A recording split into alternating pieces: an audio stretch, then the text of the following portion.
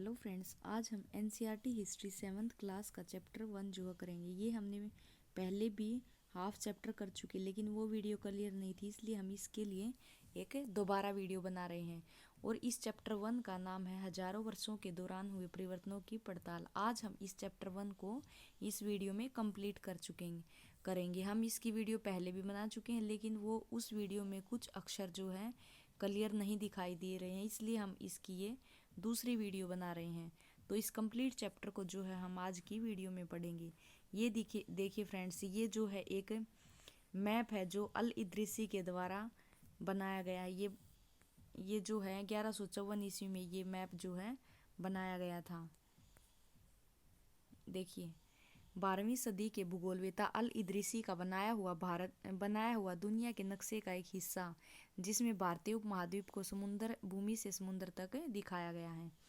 मानचित्र ये मैंने आपको दिखाया। अरब भूगोलवेता अल इद्रिसी ने ये 1154 ईस्वी में बनाया। यहाँ जो नक्शा दिया गया वह उसके द्वारा बनाए गए दुनिया के बड़े मानचित्रों का एक हिस्सा है और भारतीय उपमहाद्वीप को दर्शाता है। मानचित्र 2 जो है ये जो दिखाया गया है ये है मानचित्र 2। ये मानचित्र 2 एक फ्रांसीसी मानचित्रकार ने 1720 में बनाया था। दोनों नक्शे एक ही इलाके के हैं, मगर उनमें काफ़ी अंतर है। अल इद्रिसी के नक्शे में दक्षिण भारत उस जगह है जहां आज हम उत्तर भारत ढूंढेंगे, और श्रीलंका का द्वीप ऊपर की तरफ है। जगहों के नाम अरबी में दिए गए हैं और उनमें कुछ नाम जाने पहचाने भी हैं, जैसे कि उत्तर प्रदेश का कन्नौज। मानचित्र 2 पहले मानचित्र के बनने के लगभग 600 वर्ष बाद बनाया गया। इस कालावधि में उपमहाद्वीप के बारे में सूचनाएं काफ़ी बदल गई थी। यह नक्शा हमें ज़्यादा परिचित लगेगा। उसमें विशेषकर तटीय इलाकों के बारीक ब्यौरे देखकर आश्चर्य होता है। यूरोप के नाविक तथा व्यापारी अपनी समुद्र यात्रा करने के लिए इस नक्शे का इस्तेमाल किया करते थे। लेकिन अब भीतरी इलाकों पर नज़र डालें। क्या इनमें भी उतने ही ब्यौरे हैं जितने समुद्र तट वाले हिस्से में? गंगा के मार्ग को देखें, इसे किस तरह से दर्शाया गया है। इस मानचित्र में तटीय और भीतरी इलाकों के बीच ब्यौरों और बारीकी का जो अंतर है, आपके ख्याल में उसका क्या कारण है? इतनी ही महत्वपूर्ण एक और बात यह है कि दूसरे युग तक मानचित्र अंकन का विज्ञान भी बहुत बदल गया था। इतिहासकार जब बीते युगों के दस्तावेजों, नक्शों और लेखों का अध्ययन करते हैं तो उनके लिए सूचनाओं के संदर्भों का, उनकी भिन्न भिन्न ऐतिहासिक पृष्ठभूमियों का ध्यान रखना जरूरी होता है। नई और पुरानी शब्दावली। अगर समय के साथ साथ सूचनाओं के संदर्भ बदलते हैं तो भाषा और अर्थों के साथ क्या होता है? ऐतिहासिक अभिलेख कई तरह की भाषाओं में मिलते हैं और ये भाषाएं भी समय के साथ साथ बहुत बदली हैं। उदाहरण के लिए मध्ययुग की फारसी आधुनिक फारसी भाषा से भिन्न है। यह भिन्नता सिर्फ व्याकरण और शब्द भंडार में ही नहीं आई है, समय के साथ साथ शब्दों के अर्थ भी बदल जाते हैं। उदाहरण के लिए हिंदुस्तान शब्द ही ले लीजिए। आज हम इसे आधुनिक राष्ट्र राज्य भारत के अर्थ में लेते हैं। 13वीं सदी में जब फारसी के इतिहासकार मिन्हाज ए सिराज ने हिंदुस्तान शब्द का प्रयोग किया था तो उसका आशय पंजाब, हरियाणा और गंगा यमुना के बीच के स्थित इलाकों से था। तो हिंदुस्तान कहाँ कहाँ का क्या आशय था, उसको कौन कौन से राज्यों में लिया गया था? पंजाब, हरियाणा और गंगा यमुना के बीच जो क्षेत्र है उसे ही हिंदुस्तान कहा गया था। उसने इस शब्द का राजनीतिक अर्थ में उन इलाकों के लिए इस्तेमाल किया जो दिल्ली के सुल्तान के अधिकार क्षेत्र में आते थे। सल्तनत के प्रसार के साथ साथ इस शब्द के अंतर्गत आने वाले क्षेत्र भी बढ़ते गए, लेकिन हिंदुस्तान शब्द में दक्षिण भारत का समावेशन कभी नहीं हुआ। इसके विपरीत 16वीं सदी के आरंभ में बाबर ने हिंदुस्तान शब्द का प्रयोग इस उपमहाद्वीप के भूगोल, पशु पक्षियों और यहाँ के निवासियों की संस्कृति का वर्णन करने के लिए किया।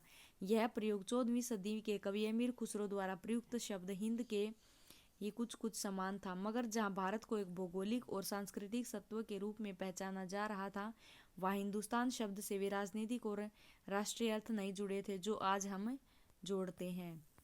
किसी भी शब्द का प्रयोग करने में इतिहासकार को बहुत सावधान रहना चाहिए, क्योंकि अतीत में उन शब्दों के कुछ अलग ही अर्थ थे। उदाहरण के लिए विदेशी जैसा सीधा साधा शब्द ही ले लीजिए। हमारे लिए आज इसका अर्थ है ऐसा व्यक्ति जो भारतीय न हो, लेकिन मध्य युग में मानो किसी गांव से आने वाला कोई भी अनजान व्यक्ति जो समाज या संस्कृति का अंग न हो विदेशी कहलाता था। ऐसे व्यक्ति को हिंदी में परदेशी और फारसी में अजनबी कहा जा सकता है। इसलिए किसी नगरवासी के लिए वनवासी विदेशी होता था, किंतु एक ही गांव में रहने वाले दो किसान अलग अलग धार्मिक या परंपराओं से जुड़े होने पर भी एक दूसरे के लिए विदेशी नहीं होते थे। इतिहासकार और उनके स्रोत। इतिहासकार किस युग का अध्ययन करते हैं और उनकी खोज की प्रकृति क्या है, इसे देखते हुए अलग अलग तरह के स्रोतों का सहारा लेते हैं। उदाहरण के लिए पिछले साल आपने 6th क्लास की एनसीईआरटी हिस्ट्री में हमने गुप्त वंश के बारे में जो है पढ़ा, गुप्त वंश के शासक और हर्षवर्धन के बारे में पढ़ा। इस पुस्तक में मोटे तौर पर 700 से 1750 ईस्वी तक लगभग 1000 वर्ष के बारे में जो है हम इस पुस्तक में पढ़ेंगे।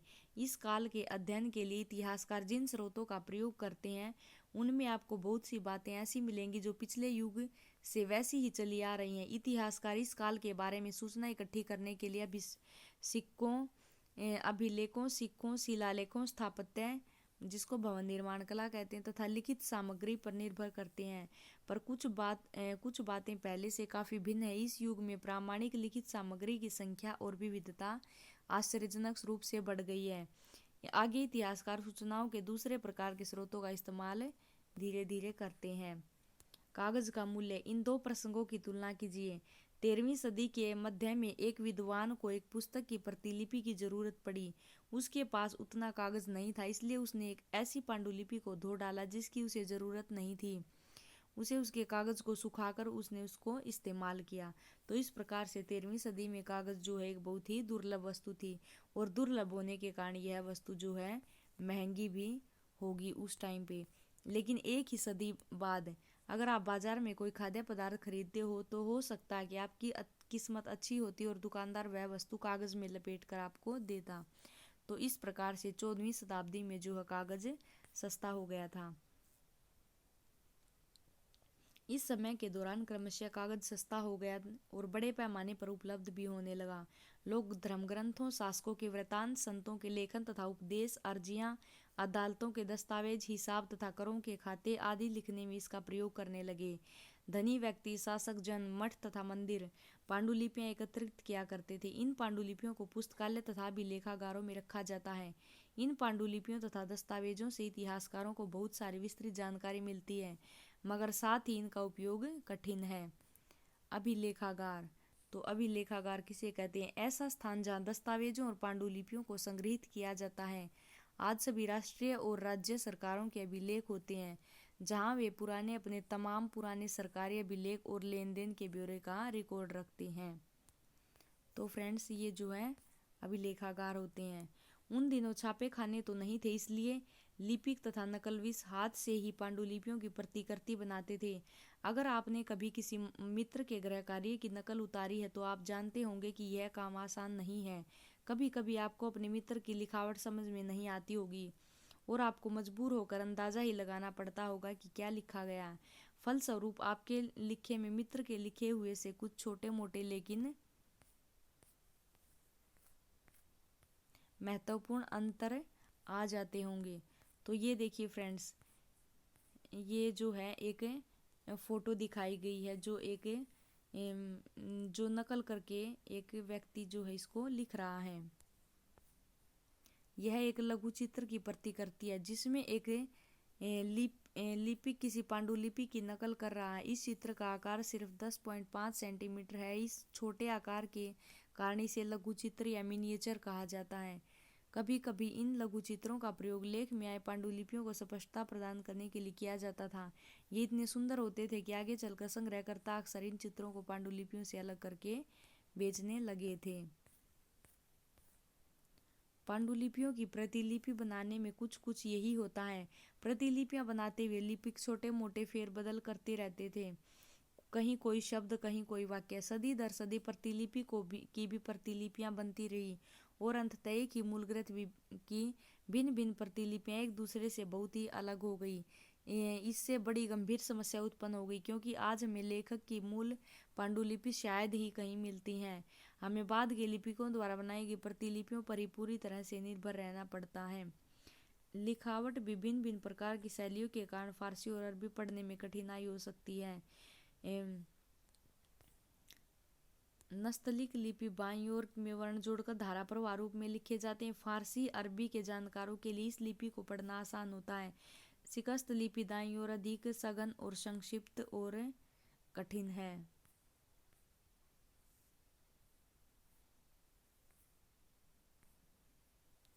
कई बार लेखक स्वयं भी समय समय पर अपने मूल वृत्तांत में संशोधन करते रहते थे। 14वीं शताब्दी के इतिहासकार जियाउद्दीन बर्नी जो है 14वीं शताब्दी के इतिहासकार थे।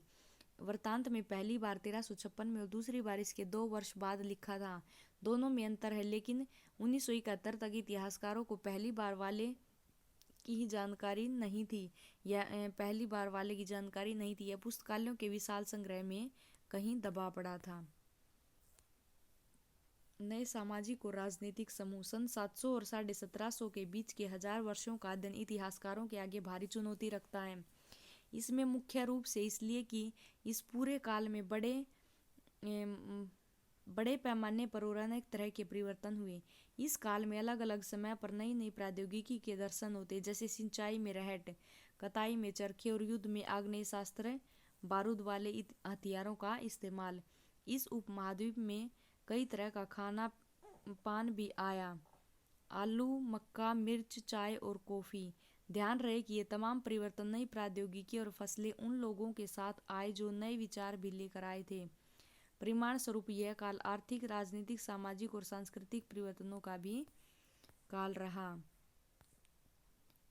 इस युग में लोगों की गतिशीलता, एक स्थान से दूसरे स्थान पर आना जाना भी बहुत बढ़ गया था। अवसर की तलाश में लोगों के झुंड दूर दूर की यात्राएं करने लगे थे। इस उपमहाद्वीप में अपार संपदा और अपना भाग्य गढ़ने के लिए अपार संभावनाएं मौजूद थी। इस काल में जिन समुदायों का, ये देखिए फ्रेंड्स, ये है एक रहट का चित्र, महत्व बड़ा। उनमें से एक समुदाय था राजपूत, जिसका नाम राजपुत्र अथवा राजा का पुत्र से निकला है। 8वीं से 14वीं शताब्दी के बीच यह आमतौर पर योद्धाओं के उस समूह के लिए प्रयुक्त होता था जो अक्षत्रिय होने का दावा करते थे। राजपूत शब्द के अंतर्गत केवल राजा और सामंत वर्ग ही नहीं, बल्कि वे सेनापति और सैनिक भी आते थे, जो पूरे उपमहाद्वीप में अलग अलग शासकों की सेनाओं में सेवारत थे। कवि और चारण राजपूतों की आचार संहिता, प्रबल पराक्रम और स्वाभिमानी का गुणगान करते थे। इस युग में राजनीतिक दृष्टि से महत्व हासिल करने के अवसरों का लाभ मराठा, सिख, जाट, अहोम और कायस्थ, मुख्यतः लिपिकों और मुंशियों का कार्य करने वाली जाति आदि समूहों ने उठाया। देखिए पर्यावास जो है ये यहाँ पे आएगा। पर्यावास का अर्थ होता है, इसका तात्पर्य किसी भी क्षेत्र के पर्यावरण और वहाँ रहने वालों की सामाजिक और आर्थिक जीवन शैली से है। इस पूरे काल के दौरान क्रमशः जंगलों की कटाई हो रही थी और खेती का इलाका बढ़ता जा रहा था।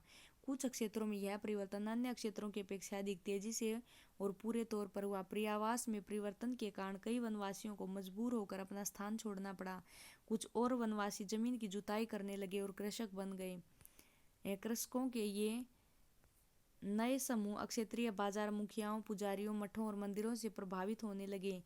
वे बड़े और जटिल समाजों के अंग बन गए।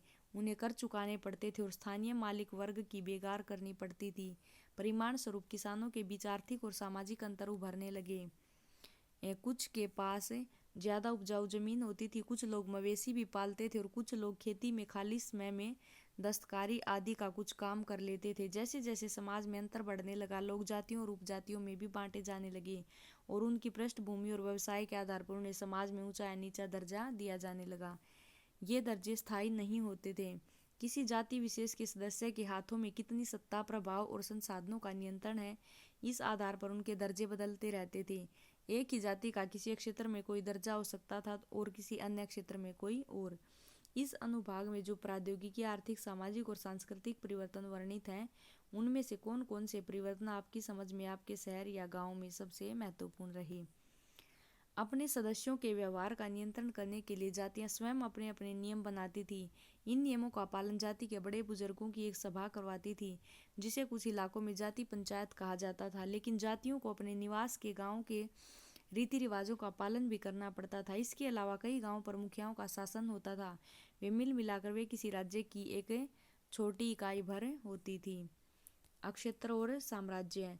चोल, तुगलक, मुगल, ये हम आगे पढ़ेंगे। बड़े बड़े राज्यों के अंतर्गत कई सारे क्षेत्र आ जाते थे। दिल्ली के सुल्तान गयासुद्दीन बलबल 1266 से 1287 तक की प्रशंसा में एक संस्कृत प्रशस्ति में उसे एक विशाल साम्राज्य का शासक बताया गया, जो पूर्व में बंगाल गोड़ से लेकर पश्चिम में अफगानिस्तान के गजनी गज्जन तक फैला हुआ था, जिसमें संपूर्ण दक्षिण भारत द्रविड़ भी आ जाता था। गोड़ आंध्र, केरल, कर्नाटक, महाराष्ट्र और गुजरात आदि भिन्न भिन्न क्षेत्रों के लोग उनकी सेनाओं के आगे पलायन कर जाते थे। इतिहासकार विजय अभियान के इन दावों का अतिशयोक्तिपूर्ण मानते हैं। साथ ही वे यह समझने की कोशिश में भी लगे रहते हैं कि शासक लोग इस उपमहाद्वीप के भिन्न भिन्न भागों पर अपना अधिकार उल्लेख क्यों करते रहते हैं। भाषा और क्षेत्र। सन 1318 में कवि अमीर खुसरो ने इस बात पर गौर किया था कि इस देश के हर क्षेत्र की एक अलग भाषा, सिंधी, लोहारी, कश्मीरी, दार समुद्री, दक्षिण कर्नाटक में तेलंगानी, आंध्र प्रदेश में गुजरी, गुजरात में मारवाड़ी, तमिलनाडु में गोंडी, बंगाल में अवध, पूर्वी उत्तर प्रदेश में और हिंदवी दिल्ली के आसपास के क्षेत्र में। अमीर खुसरो ने आगे बतलाया है कि इन भाषाओं के विपरीत एक भाषा संस्कृत भी है, जो किसी विशेष क्षेत्र की भाषा नहीं। यह एक प्राचीन भाषा है जिसे केवल ब्राह्मण जानते हैं, आम जनता नहीं। अमीर खुसरो द्वारा उल्लेखित भाषाओं की एक सूची बनाइए और एक सूची उन भाषाओं के नामों की बनाइए जो उनके द्वारा उल्लेखित क्षेत्रों में आज बोली जाती हैं। जो नाम एक से हैं उन्हें रेखांकित कीजिए और नाम भिन्न उनके चारों ओर घेरा कीजिए, जो है बताया गया है। सन 700 तक कई क्षेत्रों के अपने अपने भौगोलिक आयाम तय हो चुके थे और उनकी अपनी भाषा और सांस्कृतिक विशेषताएं स्पष्ट हो गई थी। अध्याय 9 में इसके बारे में और अधिक जानकारी मिलेगी। ये क्षेत्र विशेष शासक राजवंशों से भी जुड़ गए थे। इन राज्यों के बीच काफी टकराहट चलती रहती थी। कभी कभी चोल, खलजी, तुगलक और मुगल जैसे राजवंश अनेक क्षेत्रों में फैले एक विशाल साम्राज्य भी खड़ा कर लेते थे। ये सभी साम्राज्य समान रूप से स्थिर तथा सफल नहीं हो पाते थे। उदाहरण के लिए अध्याय 3 और 4 की तालिका की तुलना ये हम आपको आगे दिखाएंगे। खिलजी और मुगल वंश के शासक कितनी कितनी अवधियों तक चले, ये अगले चैप्टर में जो है सब डिटेल में पढ़ेंगे। 18वीं शताब्दी में मुगल वंश पतन के ढलान पर था। फलस्वरूप क्षेत्रीय राज्य फिर से उभरने लगे, लेकिन वर्षों से जो सर्व क्षेत्रीय साम्राज्य का शासन चल रहा था उससे क्षेत्रों की प्रकृति बदल गई थी। उन पर कई छोटे बड़े राज्यों का शासन चलता रहता था और राज्यों की बहुत सी बातें इस उपमहाद्वीप के अधिकतर भाग पर फैले इन क्षेत्रों को विरासत में मिली थी। इस तथ्य का पता हमें उन कई परंपराओं से लगता है जो इस क्षेत्र में उभरी थी। इन परंपराओं में कुछ एक दूसरे से भिन्न और कुछ एक समान है।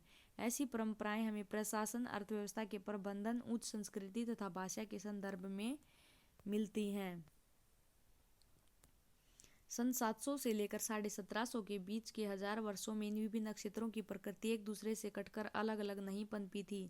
हालांकि उनके चरित्र की अपनी विशेषताएं बनी रही थी, मगर समन्वय का सही सर्व क्षेत्रीय ताकतों का प्रभाव भी उन पर पड़ा था। पुराने और नए धर्म। इतिहास में जिन 1000 वर्षों की पड़ताल हम कर रहे हैं, इसके दौरान धार्मिक परंपराओं में कई बड़े परिवर्तन आए। दैविक तत्वों में लोगों की आस्था कभी कभी बिल्कुल ही व्यक्तिगत स्तर पर होती थी, मगर आमतौर पर इस आस्था का स्वरूप सामूहिक होता था। किसी दैविक तत्वों में सामूहिक आस्था यानी धर्म प्राय स्थानीय समुदाय के राजनीतिक और आर्थिक संगठन से संबंधित होती थी। जैसे जैसे इन समुदायों का सामाजिक संसार बदलता गया, वैसे ही इनकी आस्था में भी परिवर्तन आता गया। आज हम जिसे हिंदू धर्म कहते हैं, उसने भी इसी युग में महत्वपूर्ण बदलाव आए। इस परिवर्तनों में से कुछ थे नई देवी देवताओं की पूजा, राजाओं द्वारा मंदिरों का निर्माण और समाज के पुरोहितों के रूप में ब्राह्मणों का बढ़ता महत्व और बढ़ती सत्ता। इन संस्कृत ग्रंथों के ज्ञान के कारण समाज में ब्राह्मणों का आदर होता था। इनके संरक्षक थे नए नए शासक जो स्वयं प्रतिष्ठा की चाह में थे। इन संरक्षकों का समर्थन होने के कारण समाज में इनका दबदबा और भी बढ़ गया था। संरक्षक कोई प्रभावशाली धनी व्यक्ति जो किसी कलाकार, शिल्पकार, विद्वान या अभिजात जैसे किसी अन्य व्यक्ति की मदद या सहारा दे। इस युग में एक महत्वपूर्ण परिवर्तन भक्ति की अवधारणा के रूप में आया। इसमें ईश्वर की कल्पना एक ऐसे प्रेमल इष्ट देवी देवता के रूप में की गई थी जिस तक पुजारियों के विशद कर्मकांड के बिना ही भक्त स्वयं पहुंच सके। इस विषय में और साथ ही दूसरी परंपराओं के बारे में आप अध्याय 8 में जो है पढ़ेंगे। यही वह युग था जिसमें इस उपमहाद्वीप में नए नए धर्मों का भी आगमन हुआ। कुरान शरीफ का संदेश भारत में पहले 7वीं सदी के व्यापारियों और आप्रवासियों के जरिए पहुंचा। मुसलमान कुरान शरीफ को अपना धर्म ग्रंथ मानते हैं, केवल एक ईश्वर अल्लाह की सत्ता को स्वीकार करते हैं, जिसका प्रेम, करुणा और उदारता अपने में आस्था रखने वाले हर व्यक्ति को गले लगाता है, चाहे उस व्यक्ति की सामाजिक पृष्ठभूमि कुछ भी रही हो। कई शासक इस्लाम और इसके विद्वान धर्मशास्त्रियों और न्यायशास्त्रियों अर्थात उलेमा को संरक्षण देते हैं। हिंदू धर्म की भांति इस्लाम के अनुयायी भी अपने धर्म की अलग अलग तरह से व्याख्या करते थे। मुसलमानों में कुछ शिया थे जो पैगंबर साहब के दामाद अली को मुसलमानों का विधि सम्मत नेता मानते थे, और कुछ सुन्नी थे जो खलीफाओं के प्रभुत्व को स्वीकार करते थे। इस्लाम के आरंभिक दौर में इस धर्म का नेतृत्व करने वाले खलीफा कहलाते थे, और आगे भी इनकी परंपरा चलती रही। इस्लामी न्याय सिद्धांत, विशेषकर भारत में हनफी और शफी ऐसे सिद्धांत हैं कि विभिन्न परंपराओं में भी कई महत्वपूर्ण अंतर रहे हैं। ऐसे ही धर्म सिद्धांतों तथा रहस्यवादी विचारों को लेकर विभिन्नताएं देखने को मिलती हैं। समय और इतिहास के कालखंडों पर विचार। इतिहासकार समय को केवल घड़ी या कैलेंडर की तरह नहीं देखते, यानी कि केवल घंटों, दिनों या वर्षों के बीतने के रूप में नहीं देखते हैं। उनका नजरिया यह है कि समय सामाजिक और आर्थिक संगठन में आने वाले परिवर्तनों को झलकाता है। यह दिखलाता है कि विचारों और विश्वासों में कितना स्थायित्व रहा है और कितना परिवर्तन आया है। यदि अतीत को समान विशेषता रखने वाले कुछ बड़े बड़े हिस्सों, युगों या कालों में बांट दिया जाए तो समय का अध्ययन कुछ आसान हो जाता है। 19वीं सदी के मध्य में अंग्रेजी इतिहासकारों ने भारत के इतिहास को 3 युगों में बांटा था: हिंदू, मुस्लिम और ब्रिटिश। यह विभाजन इस विचार पर आधारित था कि शासक का धर्म ही एकमात्र महत्वपूर्ण ऐतिहासिक परिवर्तन होता है और अर्थव्यवस्था, समाज और संस्कृति में कोई भी महत्वपूर्ण बदलाव नहीं आता। इस दृष्टिकोण से उस उपमहाद्वीप की अपार विविधता की भी उपेक्षा हो जाती थी। इस काल विभाजन को आज बहुत कम इतिहासकार ही स्वीकार करते हैं। अधिकतर इतिहासकार आर्थिक और सामाजिक कारकों के आधार पर ही अतीत के विभिन्न कालखंडों की विशेषताएं तय करते हैं। पिछले साल आपने जो इतिहास में पढ़े थे उसमें प्राचीन समाजों में कई प्रकार का समावेश था, जैसे शिकारी संग्राहक, प्रारंभिक दौर के कृषि कर्मी, शहरों और गाँव के निवासी और प्रारंभिक दौर के राज्य और साम्राज्य। इस साल आप जो इतिहास पढ़ेंगे उसमें प्राय मध्यकालीन इतिहास कहा जाता है।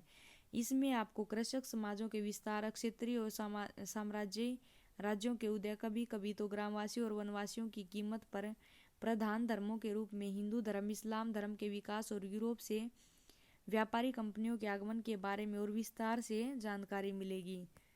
भारत के इतिहास के ये 1000 साल अनेक बदलाव के साक्षी रहे। आखिर 16वीं और 18वीं शताब्दी 8वीं या 11वीं शताब्दियों से काफ़ी भिन्न थी, इसलिए इस सारे काल को एक ऐतिहासिक इकाई के रूप में देखना समस्या से खाली नहीं है। फिर मध्यकाल की तुलना प्राय आधुनिक काल से की जाती है। आधुनिक काल के साथ भौतिक उन्नति और औद्योगिक प्रगति का भाव जुड़ा हुआ है। इससे आशय यह निकलता है कि मध्यकाल रूढ़िवादी था और उस दौरान कोई परिवर्तन हुआ ही नहीं, लेकिन हम जानते हैं कि ऐसा नहीं था। इन 1000 वर्षों के दौरान इस उपमहाद्वीप के समाजों में प्राय परिवर्तन आते रहे और कई क्षेत्रों की अर्थव्यवस्थाएं तो इतनी समृद्ध हो गई थी कि उसमें यूरोप की व्यापारी कंपनियों को भी आकर्षित करना प्रारंभ कर दिया। इस पुस्तक को पढ़ते समय आप परिवर्तन के चिन्हों तथा यहाँ सक्रिय ऐतिहासिक प्रतिक्रियाओं पर ध्यान देते चलो, और जब भी संभव हो इस पुस्तक में आप जो भी पढ़ रहे हैं उसकी तुलना पिछले वर्ष पढ़ी हुई बातों से करने की कोशिश करें। जहाँ भी संभव हो यह देखें कि कितना बदलाव कहाँ हुआ है, कहाँ नहीं। आज अपने आसपास की दुनिया पर नज़र डालकर भी यह देख सकते हैं कि और क्या क्या बदल रहा है या वैसा ही रहा है। तो ये था फ्रेंड्स हमारा आज का चैप्टर। इसके जो है कुछ ये सही या गलत हम कर लेते हैं। सन 700 के बाद के काल के संबंध में कोई अभिलेख मिलते हैं नहीं। इस काल के दौरान मराठों ने अपने राजनीतिक महत्व की स्थापना की। हाँ, कृषि केंद्रित बस्तियों के विस्तार के साथ साथ कभी कभी वनवासी अपनी जमीन से उखाड़ बाहर कर दिए जाते थे। नहीं, सुल्तान गयासुद्दीन बलबल असम, मणिपुर और कश्मीर का शासक था। नहीं, अभिलेखागारों में खालिस्तान रखे जाते थे। दस्तावेज और पांडुलिपियां। खालिस्तान 14वीं शताब्दी का एक इतिहासकार था, जियाउद्दीन बर्नी। खालिस्तान और खालिस्तानी उपमहाद्वीप के काल के दौरान लाई गई कुछ फसलें: आलू, मक्का, मिर्च, चाय और कॉफ़ी। तो ये था फ्रेंड्स हमारा आज का चैप्टर। नेक्स्ट चैप्टर जो है कल हम नेक्स्ट वीडियो में लेके आएंगे। धन्यवाद फ्रेंड्स।